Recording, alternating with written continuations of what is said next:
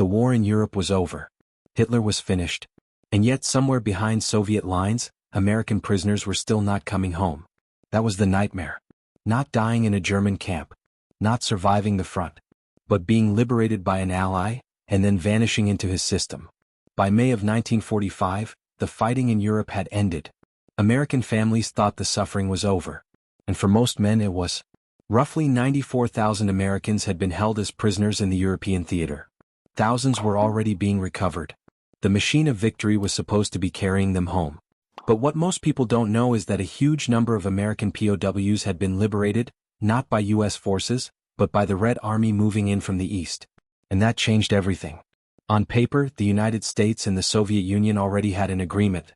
Signed in February 1945, it said that American citizens freed by Soviet forces were to be separated from enemy prisoners without delay, reported immediately, cared for, and handed back to American authorities as soon as possible. Plain, simple, official. But war has a way of turning paper into fiction. Because when American officials started checking where their men actually were, the answers became foggy. The Soviets were accused of blocking American transport from entering Soviet-controlled areas. They were accused of denying the Americans control over camps holding liberated U.S. prisoners. They were accused of limiting the number of American representatives allowed in. In other words, the men were there. The agreement existed. And still, the Americans were not being allowed to simply go get them. And that's where things took an unexpected turn. To understand why this felt so explosive, you have to picture the moment. The Allies had just crushed Nazi Germany. The world still talked as if Washington, London, and Moscow were partners. But on the ground, trust was already cracking. Fast. American commanders were seeing one reality. Soviet commanders were enforcing another. And caught in the middle were exhausted prisoners who had already survived one empire, only to find themselves inside the grip of another. Some of those men had been held in camps deep in Germany and eastern territories that the Red Army reached first. At Stalag Luft I near the Baltic, for example, thousands of POWs woke up on May 1st to find their German guards gone. The Russians arrived the next day. Around 700 prisoners struck out on foot on their own, but most were still there through VE Day. Think about that for a second. Germany had surrendered. Europe was celebrating.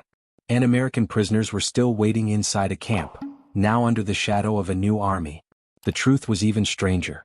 Because this wasn't only about whether the Soviets would eventually return the men. It was about how they were treated while waiting. Later analysis of the records found that roughly 28,662 American POWs were liberated by Soviet forces. Most did come back.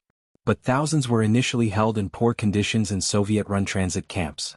American records showed a disturbing gap between Soviet claims and U.S. accounting. A residual of roughly 3,000 men was not fully resolved at the time. Some died from illness and neglect. And later evidence suggested that a few Americans may even have ended up inside the Soviet Gulag system. Now the question wasn't just, when are they coming home? It was, what exactly is happening to them over there? And no American commander was less likely to shrug that off than George S. Patton.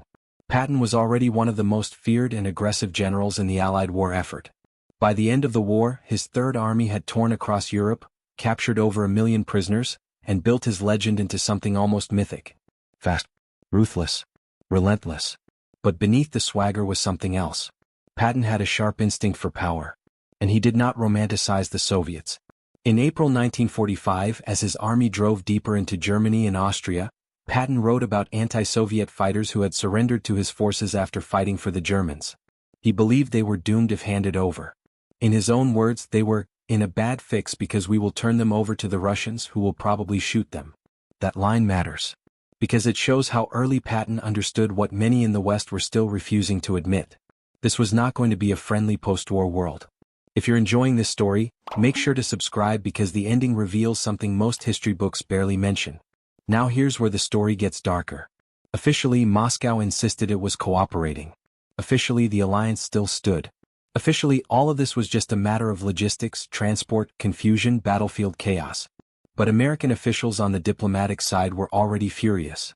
One State Department communication from July 1945 flatly complained that the Soviet government had refused to allow American transportation to pick up liberated American POWs where it was practical, refused to allow American authorities to run the internal administration of the camps holding them, and refused to allow enough American representatives into Soviet-controlled territory in the first place.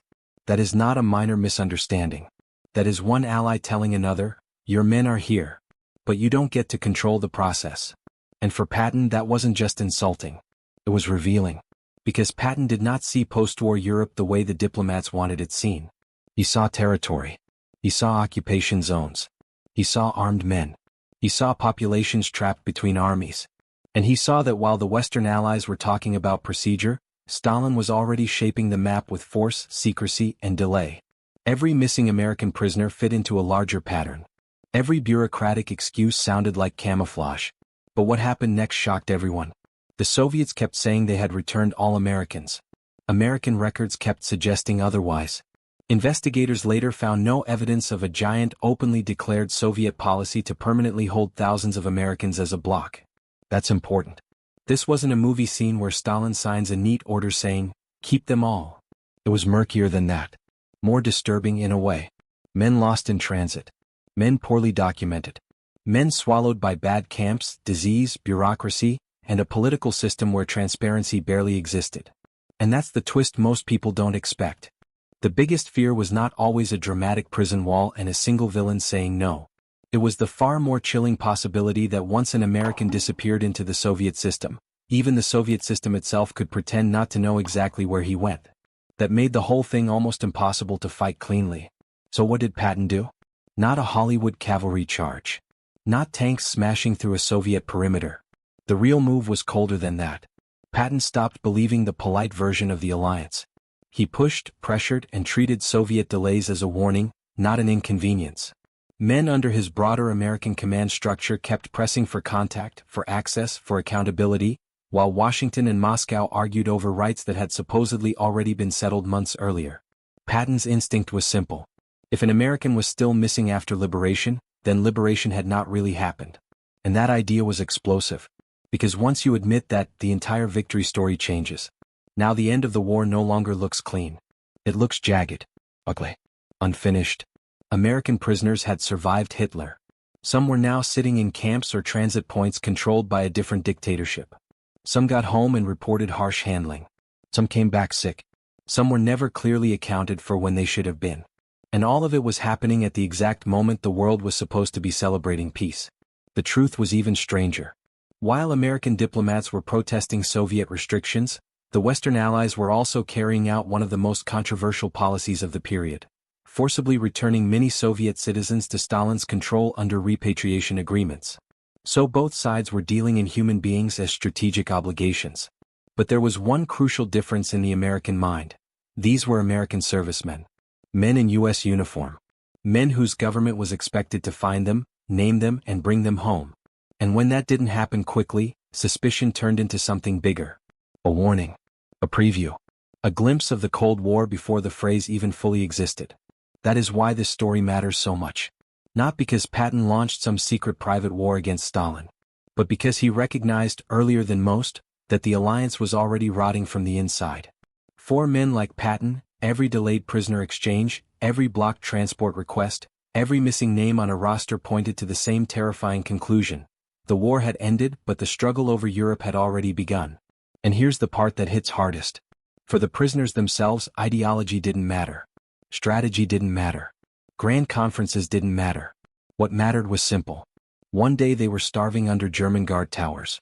The next day they were waiting for American trucks that never seemed to arrive. They didn't know what had been promised at Yalta. They didn't care about diplomatic wording. They just knew they were still not free. Imagine that feeling. You survive the camps. You hear the guns go silent. You think this is the moment your nightmare ends. And then another uniform walks in. Another set of orders. Another long wait. Another line. Another country deciding where you can go. That is the emotional center of this story. Not just Patton's anger. Not just Stalin's control. But the brutal fact that liberation and freedom were not always the same thing. In the end, most of the Americans liberated by the Soviets did come home. That part matters too.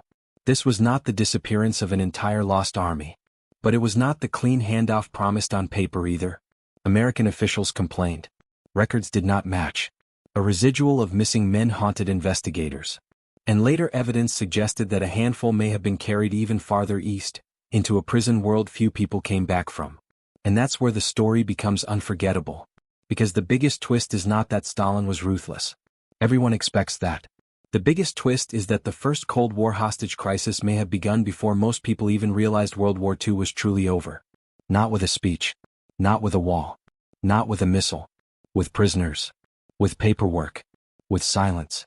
And with generals like Patton realizing that the next enemy might already be standing on the same victory ground. So when people say, the war ended in May 1945, it's worth asking a harder question. For the Americans still trapped behind Soviet lines, did it really?